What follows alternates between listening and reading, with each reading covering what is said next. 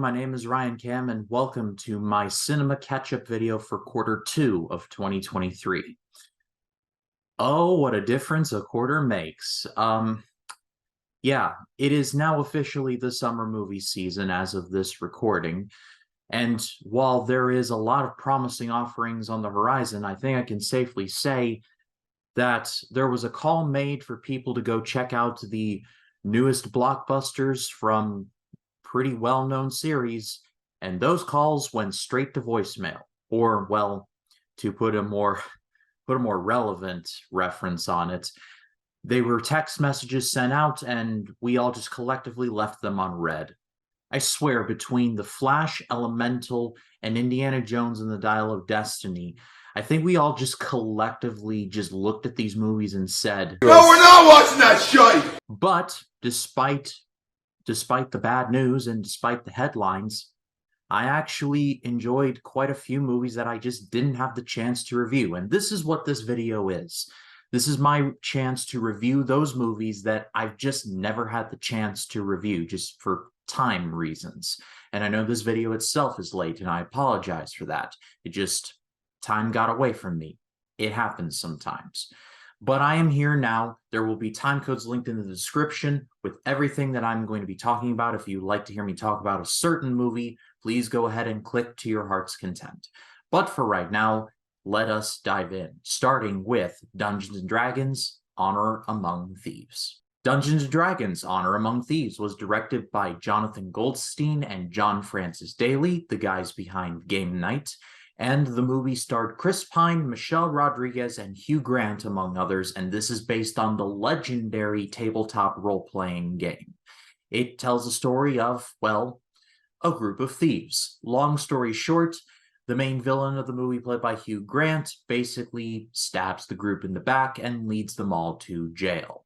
However, it is up to the leader of the pack, played by Chris Pine, to break them out of jail and get one over on old Hugh Grant, all while battling unseen forces of, well, evil. The marketing for this movie almost felt non-existent. I remember being legit surprised when I heard that there was a Dungeons & Dragons movie coming out that weekend.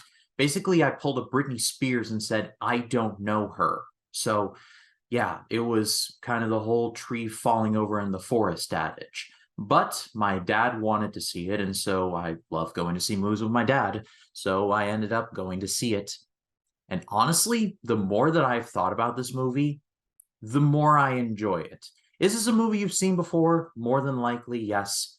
However, and I mean this in the nicest way possible, this movie very much is cut from a Pirates of the Caribbean mold, but not like the later Pirates of the Caribbean, say, Dead Men Tell No Tales. I'm talking about Curse of the Black Pearl, Dead Man's Chest, like that cloth. The far superior Pirates of the Caribbean cloth. This movie was charming, and most importantly, it was a lot of fun. First and foremost, I liked pretty much everyone in this, even though, despite the fact that, yes, these people are thieves, they are not people to admire.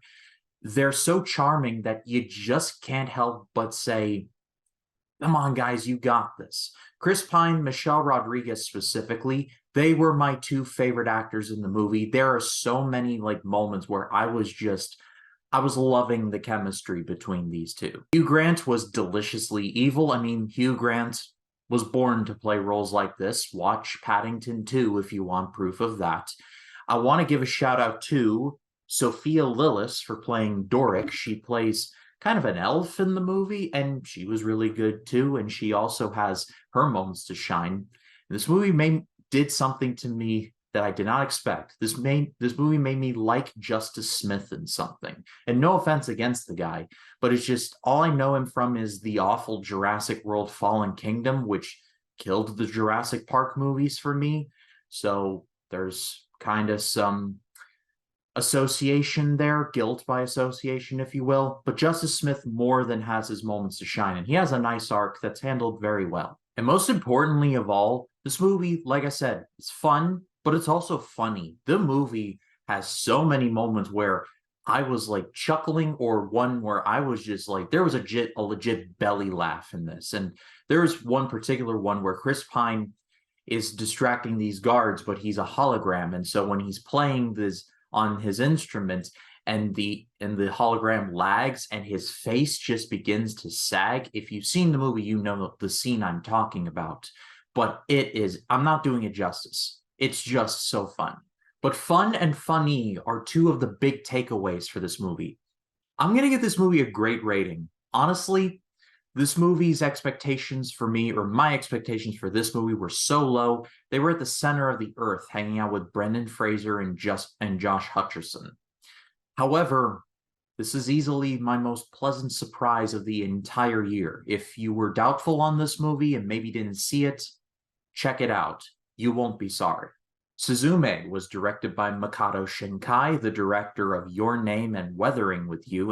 It tells the story of a young girl named Suzume, who, when she loses her mother, or she basically grows up to be kind of having a hate-to-love relationship with her aunt, and it's very complicated. But one day she is traveling to school. She meets a mysterious young boy about her age, and when she meets him, a lot of bad things happen, especially a demon wanting to basically destroy the world in the form of a cat, which, I mean, as a cat guy, I resent that. And in turn, this cat turns the boy, and I cannot lie about something like this, into a three-legged chair. Oh, Japan. I have not seen Your Name. I will one day, I promise. But I have seen Weathering with You. It's one of the most beautiful animated movies I've probably ever seen. So when I heard this movie was coming to my area, I had to go and see it. And so I did. And yeah, the movie is also beautiful. It's the animation in this movie is just jaw-dropping. There are several moments in here where I was just like, there's no way, like you could hang that in the Louvre and it just, no one would question it. But the movie's not just pretty to look at. There's actually a really good story underneath the hood. It gets weird on occasions, and that's both a blessing and a curse. However, what makes the movie work is they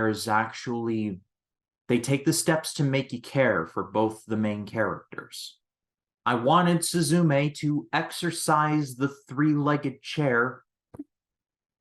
Exercise the three-legged chair. I wanted these two to make it out. That's the non-weird version. And like I said, the movie combined with the animation and the score, it just makes for a genuinely heart-wrenching and heartwarming experience all at the same time. There are generally some moments where I was just like, I think I need a minute. I think someone's cutting onions in here. And I mean that sincerely. My one knock against the movie is that sometimes it gets a little high on its own supply and buys into its weirdness just a bit too much. Like I said, the whole three-legged chair thing kind of takes me out of it at times, especially when there are chase scenes going on and you see a cat being chased by a legit three-legged chair. And just when these scenes were happening, I was just sitting there thinking to myself, this is what it must be like to be on Heisenberg's blue meth. But I am wholeheartedly giving this movie a great rating. If it wasn't for Spider-Man Across the Spider-Verse, this would be my favorite animated movie of the year. I'd like Toho to make most of the animated movies, please. I'm not saying all. I'm just saying most. I'm going to need a little more. Like Makoto Shinkai, please give us more. The Covenant was directed by Guy Ritchie, and it starred Jake Gyllenhaal and Dar Salim. And this is somehow based on just an incredible true story. It tells the story of Sergeant John Kinley, played by Gyllenhaal. He is stationed in Afghanistan and employs a translator named Ahmed, played by Dar Salim, as a way to basically move things along with the locals. But through a series of events, their mission gets blown, and, well, the translator, after Sergeant Kinley suffers a head injury and is shot, the translator basically carries him back to his base, and Sergeant Kinley gets to go home safely. Meanwhile, his translator is basically numero uno on ISIS's hit list, and this eats Sergeant Kinley alive. He uses every opportunity, tries to use the system to his advantage, and ultimately fails to try and get him back until basically having to take matters into his own hands. Kind of similar to Dungeons and Dragons Honor Among Thieves, I didn't have many expectations for this one. Guy Ritchie is probably best known for his, say, his very much like his very non like this roles, like his very much like the gentleman, like that kind of thing. He's known for that. So when he does something straight laced, I'm not saying it doesn't work. I'm just saying it's a bit of a departure for him. But honestly, he did a really good job with this. It really does help that the movie does take the steps to make you like these people in order to really hope that they make it out alive. That was very crucial. Sergeant Kinley is very much like the soldier archetype you see in similar movies to this. However, like I said, the movie does a good job of showing that he's a dude, he's a guy. He even has a very successful side business, I believe restoring cars, if my memory serves me right, with his wife. So he's not just a jarhead. Yes, I know what I did there. He's a human being, and so is Ahmed. I like the relationship that the movie gives that these two, and this is based on a true story, so I'm sure it's upped for dramatic effect, but I would love to know if they were really this close. Also, just the concept of these translators being used by the US Army, that's just fascinating because, things might get complicated over there and you need a local to kind of explain and smooth things over. So, what better than to hire a translate? The movie's action sequences are good, but they're not like 13 hours, which is a good war movie from Michael Bay. They're not flashy. They're very much kind of real. They're reality based. I'm sure there's been some liberties taken, but they are reality based, kind of like Lone Survivor or 12 Strong, kind of similar to that. And I did enjoy them. And at the end of the day, maybe except for some pacing issues, this movie was another pleasant surprise. It's getting a great rating also. I hate to say it, but it feels like big movies are suffering, but then there are these smaller movies that are just under the radar. I feel like no one's talking about because of how bad things are getting. But if you search these movies out, these three movies, Dungeons and Dragons, Suzume, and The Covenant, and you've got three really solid movies right there. And now let's get into this graph. Hypnotic was directed by Robert Rodriguez and it starred Ben Affleck, Salma Hayek, and William Fichtner. It tells the story of a police detective played by Ben Affleck whose daughter has recently been kidnapped and was found out to be dead. And he is very much reeling from that. So when he takes a case in a string of bank robberies, the robberies are not what they appear to be. And it's feeling very Groundhog Day-ish. And so he basically has to look under the layers to figure out what's really going on here. I knew nothing about this movie going into it. I don't think I even saw a trailer. I probably did, but I forgot it. And so going into this, I was interested to see what would happen. What would happen was not great. Robert Rodriguez is someone who basically made his name off of doing everything himself. If you hear about his work on, say, El Mariachi or Once Upon a Time in Mexico, he is a dude who will literally do the entire movie, like be the entire cast and crew himself. He'll direct, produce, write, edit, among other things. It's very admirable. However, I feel like along the way, he got into like this string of blockbusters with, like, say, the exception of Alita Battle Angel, where like he just got lost in like the CGI zoo, kind of like Robert Zemeckis. And Alita Battle Angel is awesome. I love that movie. But I mean, Spy Kids Game Over, really? This movie, unfortunately, is not great. It's kind of bad. It's not the worst, but really, it just feels derivative of a derivative. Ben Affleck in this movie was my favorite part. I wanted to see where this movie went, with him and his character specifically. And I feel like there could have been an interesting setup. And William Fichtner, you're not going to see me hating him in anything. But then the movie goes for it and it doesn't work. Basically, I'm pretty sure Robert Rodriguez one night when he was like watching like HBO or something stumbled upon to Inception and then later The Truman Show and said, "I've got an idea." Because Hypnotic is basically Truman Show, but more often than not Inception, but like the non-union, off-brand, legally distinct version of those two things. It feels very much like a derivative of a derivative. I don't need to see a poor man's Inception. I've got Inception. The Blu-ray's literally on my shelf over here. I could pop this in at any point. So I don't know what Robert Rodriguez was thinking here. Some interesting ideas, but ultimately it just amounts to kind of nothing. It's pretty forgettable. And I don't see anyone talking about this. I'm not surprised by that development. About My Father was directed by Laura Taruso, and it stars Sebastian Maniscalco and Robert De Niro, and it is loosely based on the comedy writings of Sebastian Maniscalco. It stars Sebastian Maniscalco as Sebastian Maniscalco, who wants to get married to his fiancée, but his fiancée has parents that are very highfalutin, for lack of a better word, which goes against his father, played by Robert De Niro's instincts in every considerable fashion. His father's very much an Italian immigrant, very set in his ways. And so, over the 4th of July weekend, they set up a get-together for the entire family, and hijinks ensue. My mom wanted to see this one, and I like seeing movies with my mom, so I went to see this.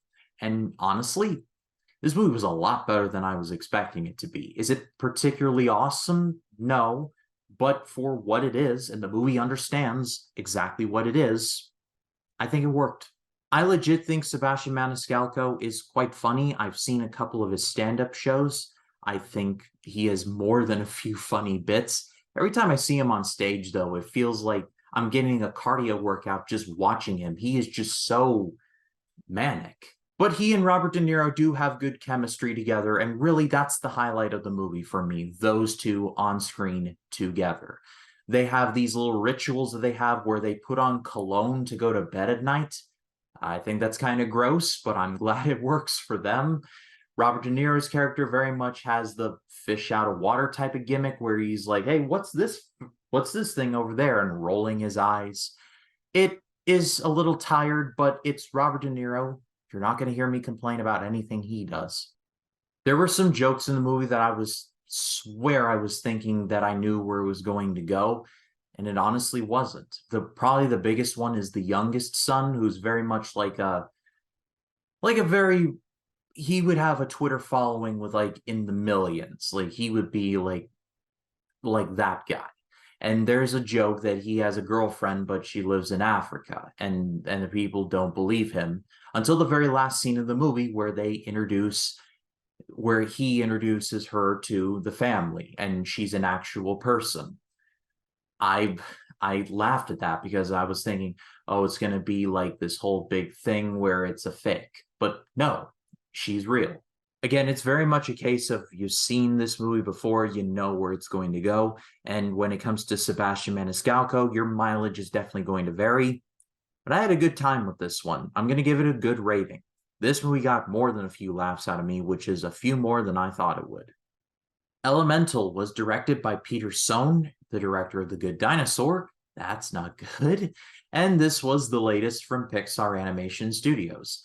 It tells the story of, well, two people, or well, one is fire and one is water. The girl is named Ember. Her family moved to Element City a very long time ago, and they're very set in their ways, to the point where when she grows up, she is set to take over the store that her father opened all those years ago.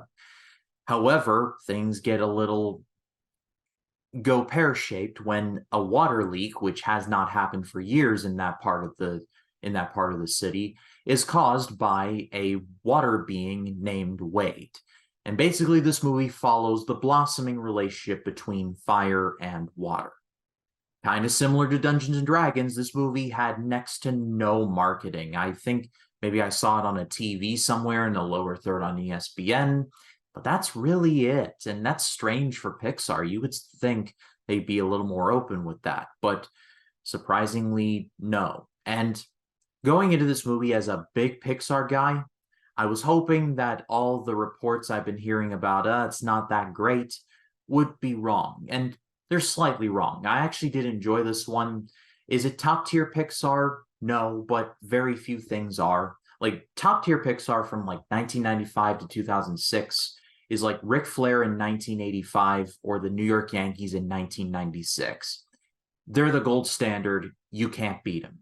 Pixar has got the actual meat and potatoes of the animation down pat solid by this point, and the movie looks absolutely gorgeous. There are several scenes where Wade, the water being, does things with water where I'm just sitting there like, I got to pick my jaw up off the floor. How is that possible? Also, same thing with Ember. She does a few things where I'm just like, how is that even possible? That's low-key kind of beautiful. Kind of similar to, let's say, talking about my father. This movie very much has a plot that you have definitely seen. One of the main characters has a predestined destiny, and that all gets thrown into question, and they basically eschew that for something different. You know how this movie is going to play out. And I feel like that is not necessarily a problem for me, but the biggest problem that I have with the movie is just how Wade and Ember end up meeting feels very contrived. On the one hand, like just the way that they meet because of this whole leak, they basically meet each other because Wade has to file a kind of a not a parking ticket, but like a city ordinance against the building, and they have to shut it down. And Ember has to convince Wade not to file it, which ends up getting filed anyway. And the two end up meeting, and the relationship goes from there. I'm not an 8-year-old or 9-year-old kid, but having their relationship be started by paperwork, it's not exactly the most electrifying thing in the world. It's just me, though.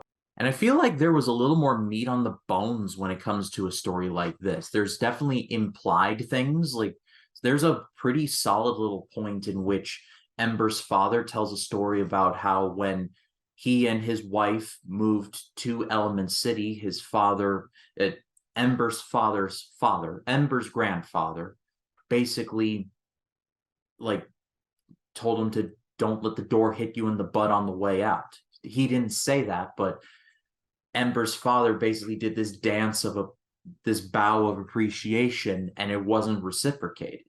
It was a nice moment, like what it pays off to later, but I feel like there could have been done more with that. Like, why are these beings so separated outside of the obvious? I don't know. I guess I feel like there could have been a little more there. But overall, at the end of the day, I'm going to give this a good rating. Again, not great, not top tier Pixar, but very enjoyable. Still my least favorite Pixar movie is Cars 2, though. And Elemental is not Cars 2 bad. But I pass it off to all of you. What did you think of the movies I talked about? And what are you looking forward to for Q3? I know what I'm looking forward to the most. Let me know in the comments. I'd love to read what you have to say. And if you liked the video, please leave a like and subscribe to the channel. And click the bell to allow notifications, so when a new video drops, you'll be the first to know about it. My name is Ryan Cam, and I'll see you in the next one.